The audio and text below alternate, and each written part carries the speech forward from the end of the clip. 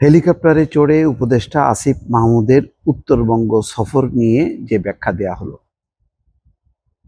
সম্প্রতি উত্তরবঙ্গ বিভিন্ন অঞ্চলে সম্ভবত 22টি উপজেলায় সফর করছিলেন আসিফ মাহমুদ। এর মধ্যে গতকালকে যে সচিবালয় আগুনের পর তিনি নীলফামারী থেকে ফিরে আসেন সফর সংক্ষিপ্ত করে, এবং খুব কঠিন একটি বিবৃতি দিয়েছেন। বলেছেন যে এটি ষড়যন্ত্রের অংশ।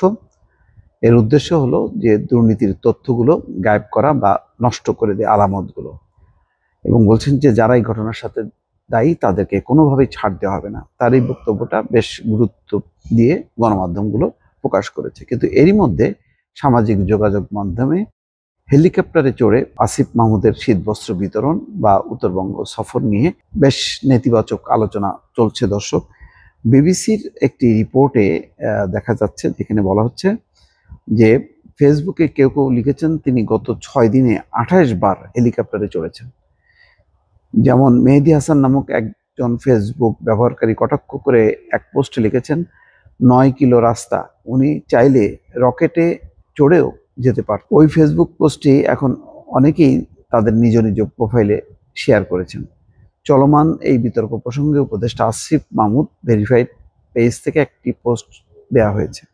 বৃহস্পতিবার বিকেলে দেওয়া পোস্টে বলা হয়েছে, প্রথমে গাড়িতে সফরের প্ল্যান করা হলে 6 দিনে শুধুমাত্র 10টি উপজেলায় সফর করা যাচ্ছিল।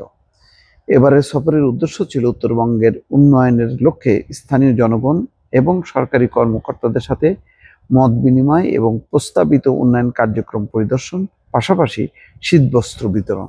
এমনটা উল্লেখ করে পোস্টে বলা হয়েছে, উপদেষ্টা মহোদয় কম সময়ের মধ্যে সর্বোচ্চ পরিমাণ উপজেলায় জনগণের কথা শুনতে চেয়েছেন। ফলে 6 দিনে 22টি উপজেলা ভ্রমণের সিদ্ধান্ত হয়, যা গাড়িতে কভার করা সম্ভব নয়।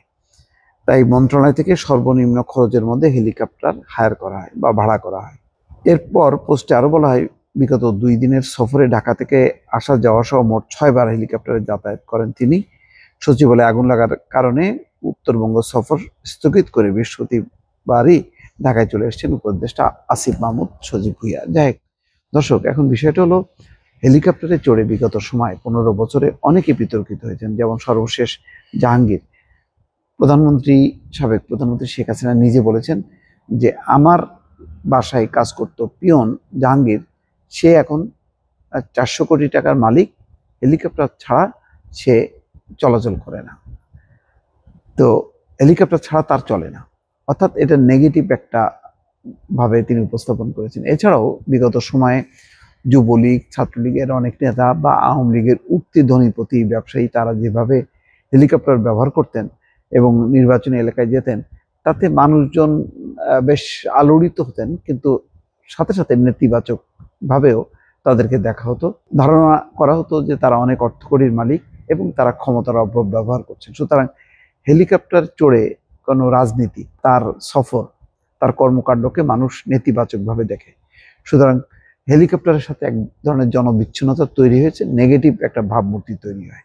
সুতরাং আসিফ মাহমুদ ভুঁইয়া যদি কম উপজেলাও সফর করতেন বা আরো বেশি দিন নিয়ে যদি সফর করতেন, সেক্ষেত্রে গাড়িতে করে যাতায়াত করাটাই ভালো ছিল। এখানে যে তিনি হেলিকপ্টার চড়ছেন, এতে তার হয়তো কাজের সুবিধা হচ্ছে, যেটা বলা হচ্ছে ফেসবুকে, কিন্তু সাথে সাথে কিন্তু নেতিবাচক ভাবেও দেখা হচ্ছে। সুতরাং ওই যে একজন বলছেন না যে মাত্র 9 কিলোমিটার পথ, তো হেলিকপ্টারের বদলে রকেটে চড়তে পারতেন তিনি, তার মানে এটা ভালোভাবে মানুষ অ্যাকসেপ্ট করছে না। সুতরাং মানুষের এই পারসেপশনগুলো মাথায় রেখে কাজ করা উচিত বলে মনে করছি। দর্শক, ভালো থাকবেন। আল্লাহ হাফেজ।